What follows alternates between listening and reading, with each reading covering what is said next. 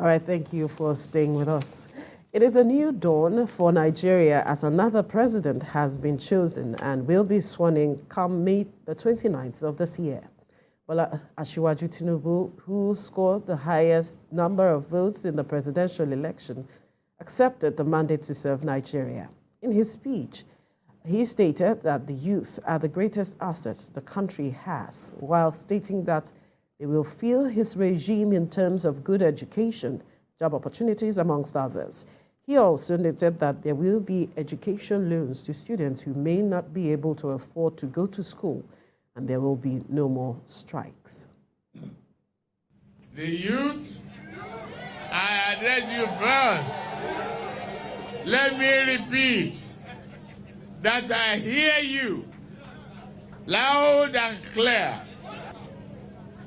We pay attention, undivided attention to your education.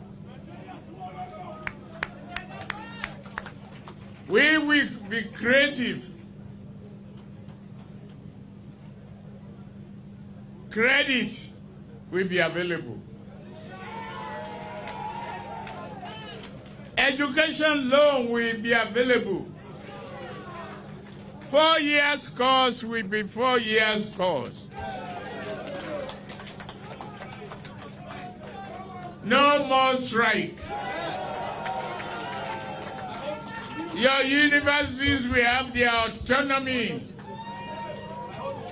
to be able to upgrade your syllabuses and be creative. No more selling of handouts. They must be authors. They must write and create for the nation.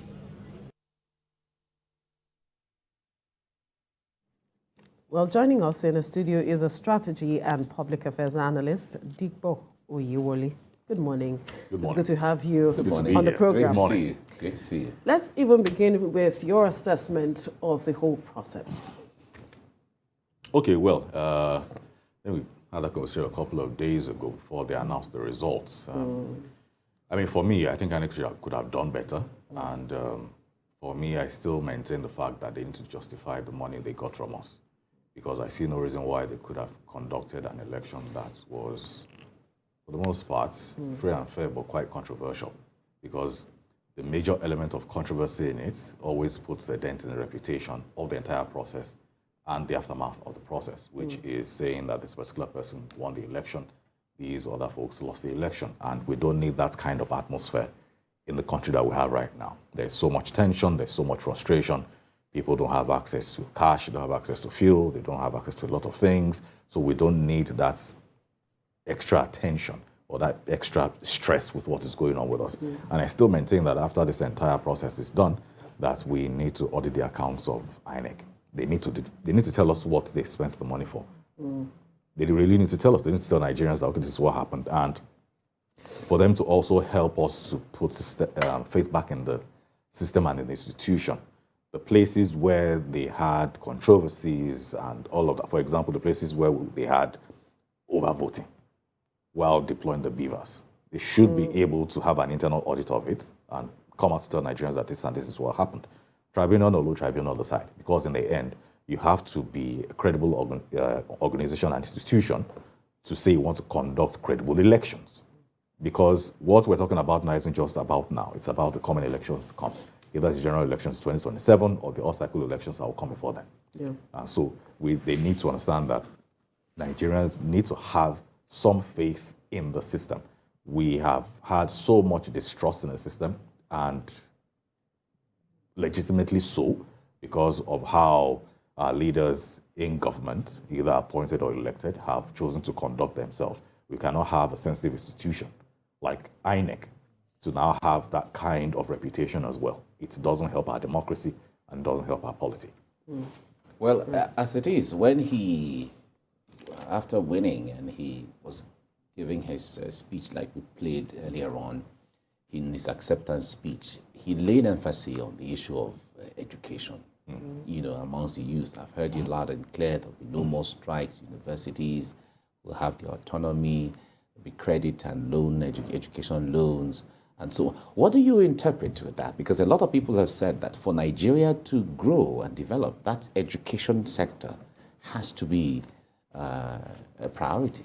Yes, and we've had that conversation here severally as well, where we talked about how we need to overhaul the entire educational curriculum to start with. Either we are getting loans to go to school or not, but the curriculum in itself needs to be overhauled, the bottom to the very top. Because, I mean, we have conversations with supposed graduates every other week and try to hold a conversation with them, and it's really a problem.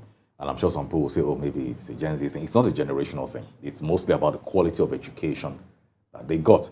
And the other side of it is also building an environment where it is saying that being educated is profitable. Excuse me. Because we have this mantra in town where people say education is a scam. And sometimes it's difficult to fault it because you have folks who are still in the higher institution and they have 3 older siblings who graduated between 5 to 7 years ago and they're still unemployed. They still don't know what is going on. They've submitted CVs everywhere. They've walked the streets of cities, had to move around different places, and then maybe had to resort to some petty trading. While all along, all they wanted to do was to practice what they wanted to study in school. So these are the issues. So it isn't just about overhauling the educational system. It's also ensuring that even when they leave school, that there are credible and tangible jobs for them to have done. And with regards to going to school without on loan or credit and all of that, I would say that the president-elect exercised caution with that particular one, because the question is, how is it going to be funded? So it doesn't end up as one of those things that they say before they get into office, and then they get into office, and then you say, oh, okay, we didn't know. So I'd say... Does our system even give room for that, knowing how challenging it is working with data in exactly. Nigeria? So that was the second thing I was going to talk about. So aside from being able to fund it, how are you able to track who you gave what loan to? Because even the current system we have, even the loan companies today, I think it needs to have them in the room to understand how that dynamic works, where they've had to resort to maybe very unscrupulous ways, blackmailing people's obituaries on social media, blackmailing people. I get calls every other week for people I have no idea who they are, asking me to call them to pay back their loans that I didn't know anything about. And so we don't have that system in place yet, especially with regards to harmonizing our data to know that this is this person, this is where this person is at this time. Person is a resident of this state, resident of this local government. We have no idea how to track all of that.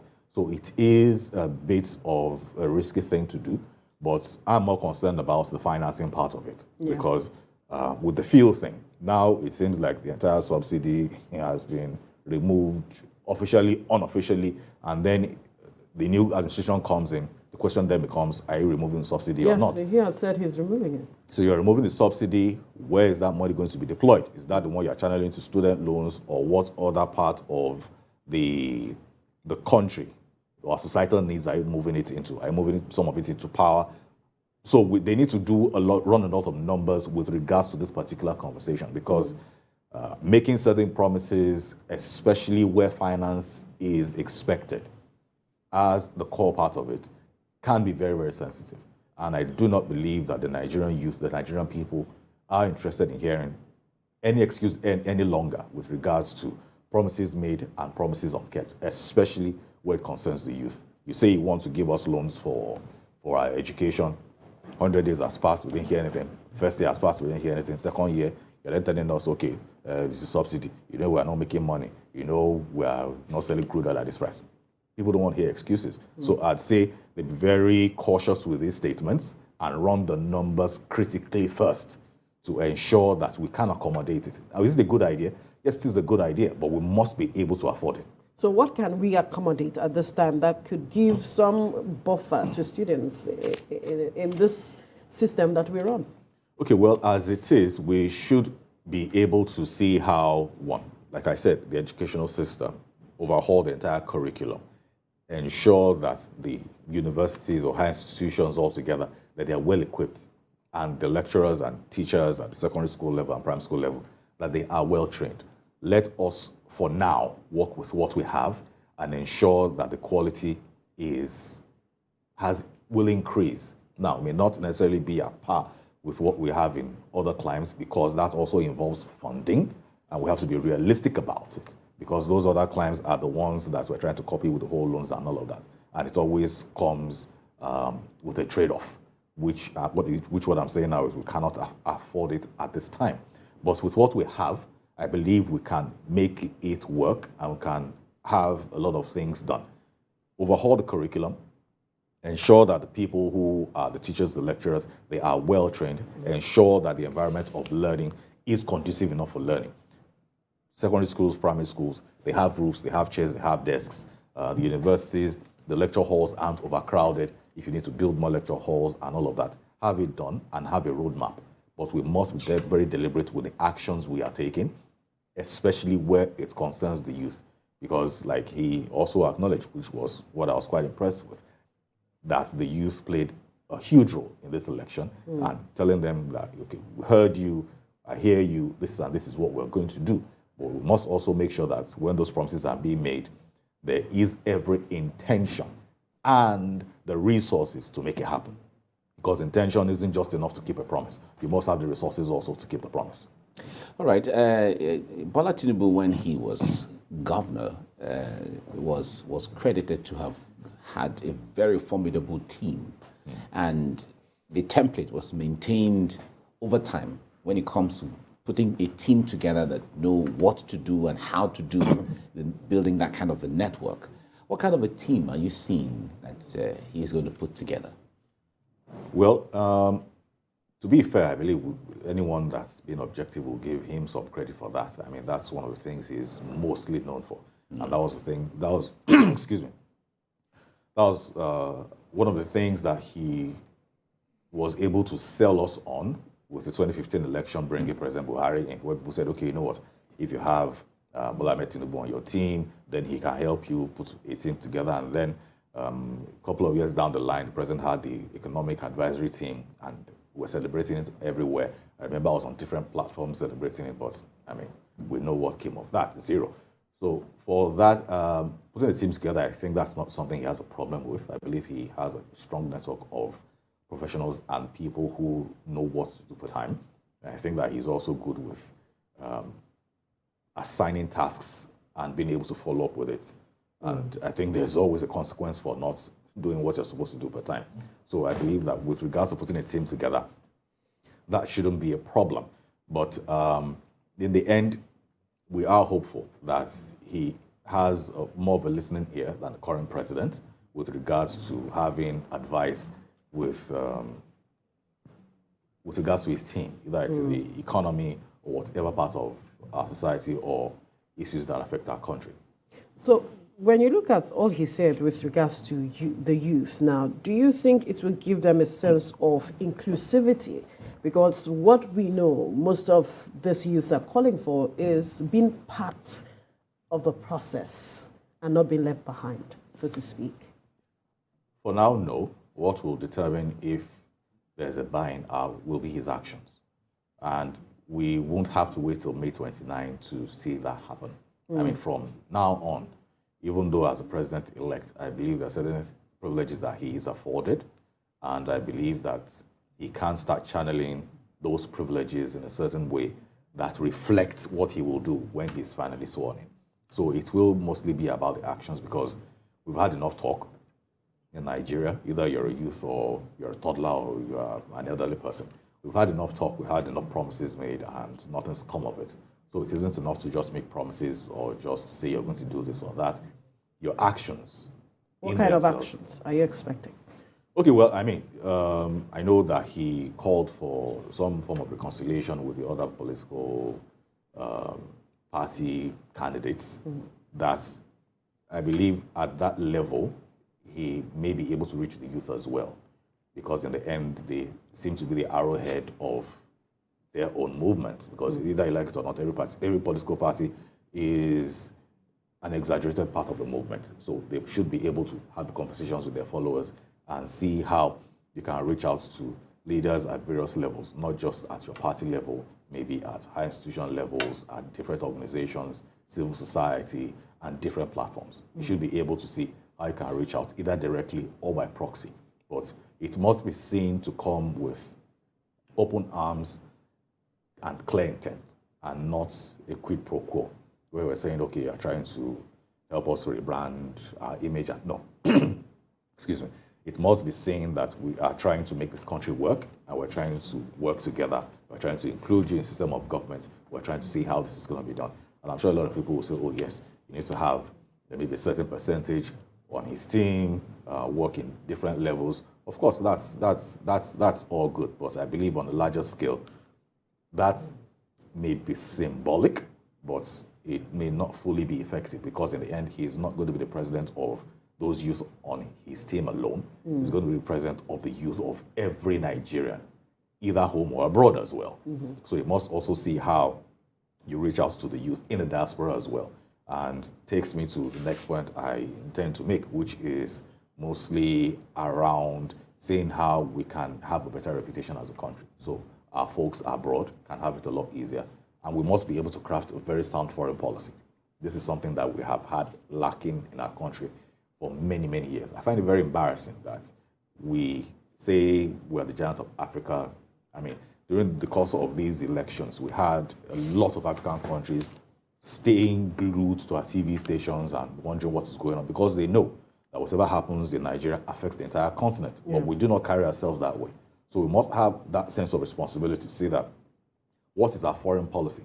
And when we're saying foreign policy, we don't necessarily mean the West, okay? Foreign policy should start from home. We must start with our neighbors. We must start with the people we share the continent with, if we're saying foreign policy. I believe that we should have some impactful steps with regards to how we relate with our neighbors. We have the AFCTA.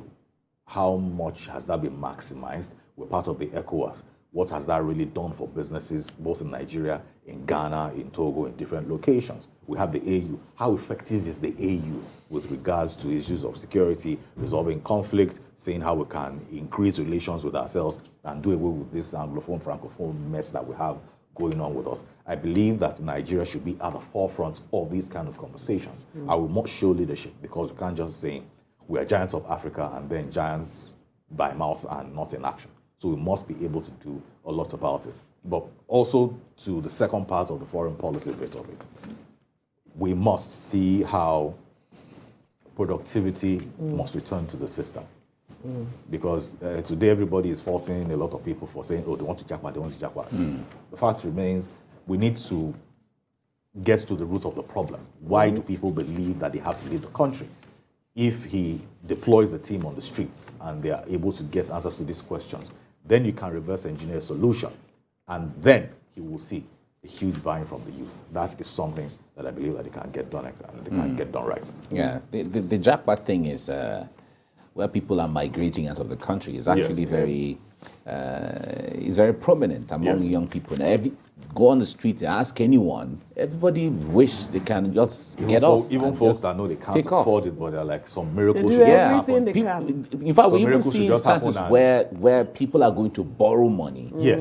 to leave the country. Yes. Right? They don't care. Let me go there first. When I go there, somehow we'll work out the monies and send back. But, you know, and now, especially when you have some other more elderly people or even agencies providing monies for that purpose. Yes. And then when you're paying back with some level of interest. Yes. So it has become a business. And it's also encouraging a lot of people. There's a major But industry however, for that now. let's come back to the issues. As it is right now, it seems there is every aspect of the Nigerian life has a challenge. There is no area that will say, for this one, no, for this area, we got, everywhere there's a challenge. So Nigerians have become kind of impatient with whoever becomes the president to begin to work on some of those things. What likely challenge do you see going forward for the president-elect, for the new president? I believe not getting a lot of things done as quickly as people may want it. But I believe that can also be stemmed with effective communication. Because, firstly, we talked about him having a team, and I believe he's putting a team together right now, if he hasn't even put one together already. One of the things that will instill confidence, one of the things that will instill confidence in the hearts of Nigerians is if, maybe even before he's swearing in, we know who the members of his team will be. The people that will, their names will be sent to the National Assembly, we have proposed names, and we have an idea that, okay, you know what, these are the people that are to get this done. And on some level, we are able to see and know that some work is being done in this particular area, in this particular area. Of course, if you pick out 6 challenges that we have right now, you cannot have everything done in 4 years, not even in 8 years. But it must be seen that you are hard at work, and it must be communicated effectively, which is one of the issues that this current administration has. Now, with whatever amounts they may have done, they believe they've done a lot. Nigeria believes that they've done little or next to nothing. One of the challenges they have is not communicating effectively with Nigerians. And this is one thing that the new administration must correct. Whatever you are doing, you must carry people along. And it mustn't just be for the purposes of PR or saying, oh, this is what we are doing, you know, don't say we are sleeping. This mustn't be for that purpose. It must be for the purpose of having a buy-in and carrying the Nigerian people along.